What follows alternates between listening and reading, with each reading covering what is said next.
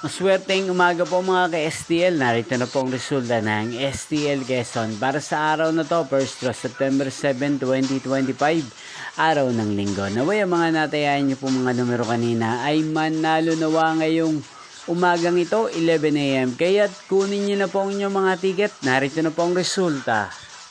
Ang mga numerong nanalo sa STL Quezon ngayong umagang ito, September 7, 2025, 11 AM. First draw result, 12 at 30. In exact order. Again, 12 at 30. At ngayong umagang ito sa STL Quezon, atin pong shoutout si Ate Beth ng Quezon. Shoutout po sa inyo, Ate Beth. Sana po ay nasa maayos kayong kalagayan. Inyo pong napanood ang resulta ng STL Quezon.